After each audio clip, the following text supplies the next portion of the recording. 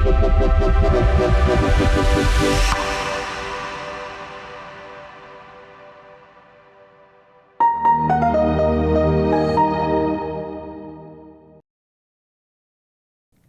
day.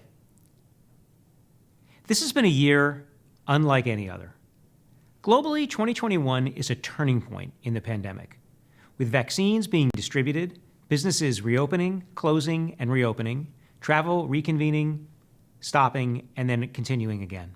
However, organizations still face a series of unknown potential disruptions, including a looming tech Cold War, a shortage of digital skills, changing societal norms, and systemic industry change.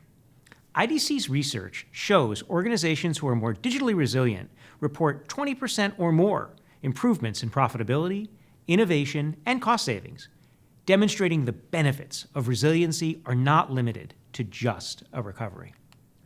Now, I would like to share with you a data point that I don't typically show to IT executives, but I think you'll find it interesting, and it will help set the stage for what we've been through in the past year. At IDC, we've been forecasting IT spending for decades, and we are the definitive source on tech spending. Each month, we refresh our 5-year outlook on tech spending across the 83 countries and many, many tech segments that we cover. This chart shows the year-over-year IT spending in comparison with GDP growth. And if we go back to the Great Recession of '28, you'll see the GDP spending in green contracted, and IT spending in red had a shrinkage of 4% more than GDP. In 2020, GDP spending dropped to a negative 4%, but IT spending remained positive at 3%. This is the first time we've ever seen this. So to give some context, everything has changed. When Australia's borders were shut to all international visitors in March of last year, the outlook was grim for local tourism. And the view wasn't that great either for the millions of people overseas facing months of lockdown inside their homes. But with a bit of ingenuity, a dash of desperation, and a video camera, a new virtual tourism industry has emerged, with local tour guides taking lockdown international guests on virtual trips to some of Australia's most spectacular sites. For 7-Eleven, who has 700 stores in Australia, they doubled down on digital once the pandemic hit.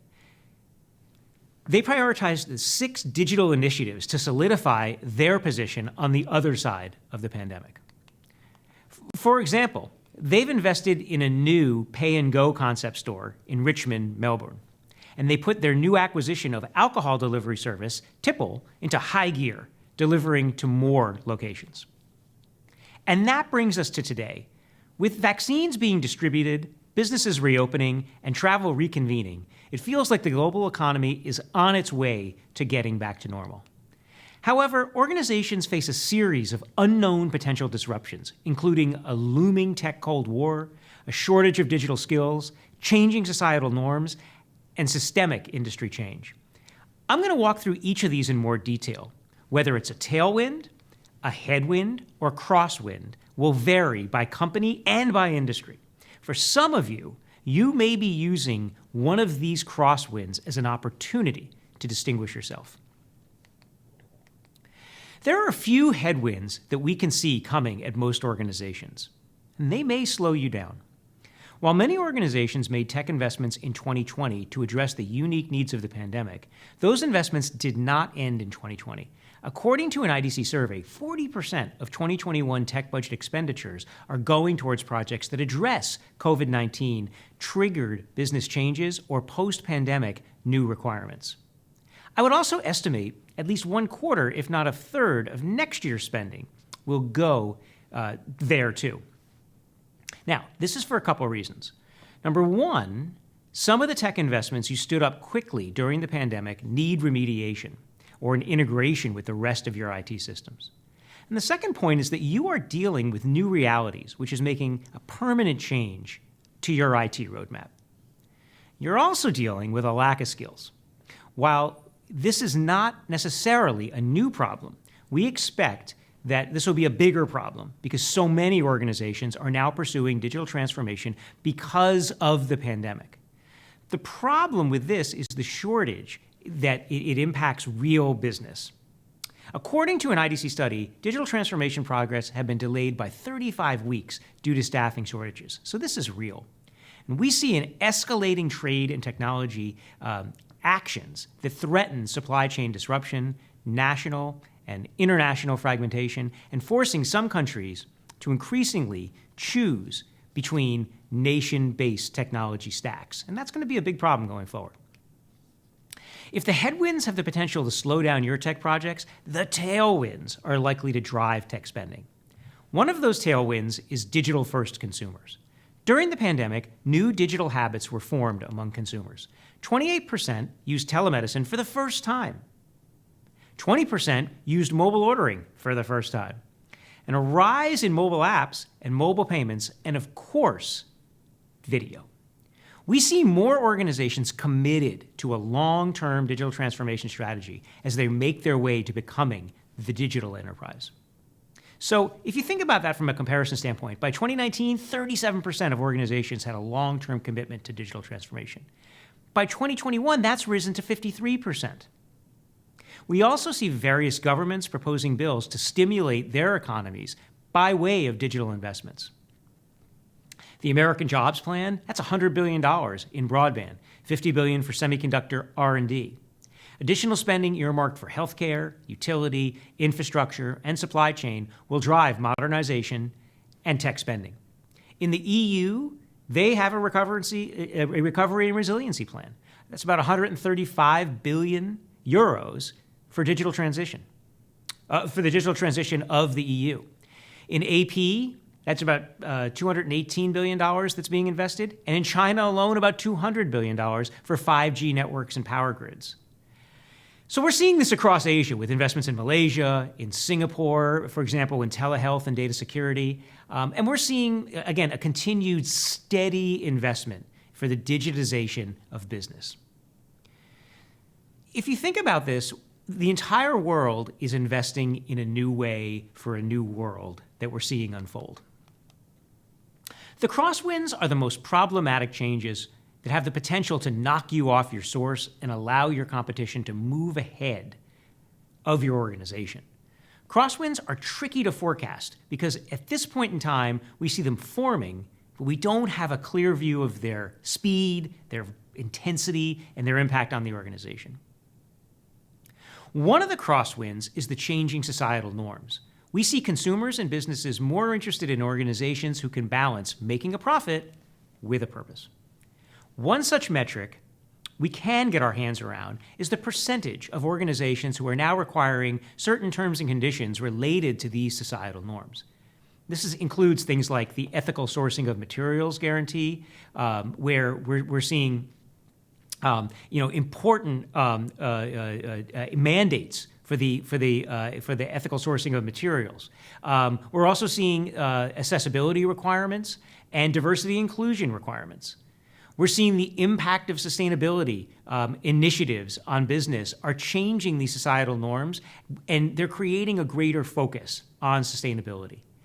Now, these are not just broad metrics. These can include financial reporting on environmental indicators, energy efficiency requirements, circular economy, what you put in, what you get out, and transitioning away from fossil fuels.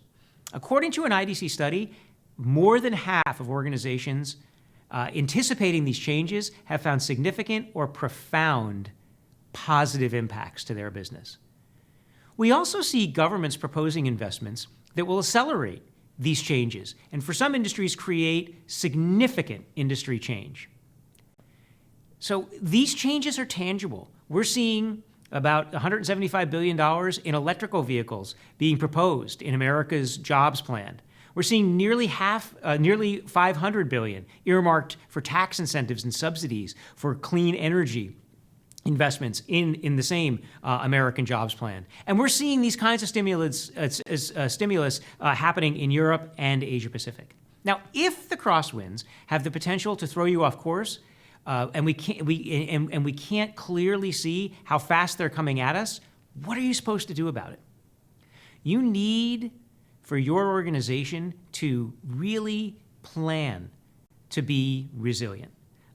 This is a very, very different market motion. Resiliency tends to focus on anticipating the crisis or any given crisis and preparing for it. Resiliency is focused on rapidly adapting to any business disruption. And moreover, it's not just focused on recovering and going back to business as usual. That's not what resiliency is about. It's about capitalizing on these changed conditions for competitive advantage. So why do we call it digital resiliency? Because organizations that have a digital-first culture are able to leverage tech to respond faster to changes with their customers, employees, and ecosystem partners. Being digitally resilient is not monolithic or one thing. It requires resiliency in all parts of your organization, synchronized together. And at IDC, we've developed a digital resiliency framework that we've outlined here. And this is the ability for the leadership team to mitigate business and digital technology weaknesses. In financial resiliency, it's the ability to respond effectively to new financial threats by learning from the past and predicting the future. For your workforce, it's about the ability to optimize employee experiences in times of extreme uncertainty. Sound familiar? And then in operations, it's about the ability to use agile and adaptive planning techniques to adapt operations to new conditions. Now, of course, all this has an impact on your brand and reputation resiliency and the ability to be viewed positively by customers, partners, and suppliers in these times of crisis. And then there's the relationship with customers. So how do you drive your ability to develop, retain, renew, and optimize relationships with customers, suppliers, and partners at extraordinary times? It's important for you to get a handle on how resilient your organization is today. IDC has a digital resiliency assessment tool that walks through each of the 6 dimensions I referenced. And we recently conducted a global digital resiliency benchmark study to show you how resiliency varies around the world. Organizations with low digital resiliency are at high risk for failure during their next crisis, and you know it's coming. You can see in the US, only 13% of organizations are at high risk, though 47% are at medium risk. And in Europe, 38% are in high risk. And if you're thinking about digital resiliency investments that maybe are only valuable if there's another large crisis, and therefore optional to your business, it really doesn't work that way. We found that there are other associative benefits that go along with digital resiliency. We found that the more digitally resilient organizations report more than 20% improvements in profitability, innovation, and cost savings. And they also see significant improvements in innovation. They see improvements in cost savings. They see really improvements across a wide spectrum of the organization. Now, what do you need to do to get your organization focused on digital resiliency and ready for the post-pandemic world? Rethink how your ecosystem works together. The pandemic created a very new and different way of thinking about ecosystem partners, including your competition. We found that over half of tech leaders are more likely to share apps, data, and operations and expertise with other industry ecosystem participants. Almost 30% said they now collaborate with competitors on a post-pandemic basis. Why? Because people know that the collective is better than any one individual. We also see over a quarter of companies expanding the number of their ecosystem partners, and that includes partners outside of your given industry. So what does that really have to do with tech? Companies are standing up industry cloud platforms to do this sharing.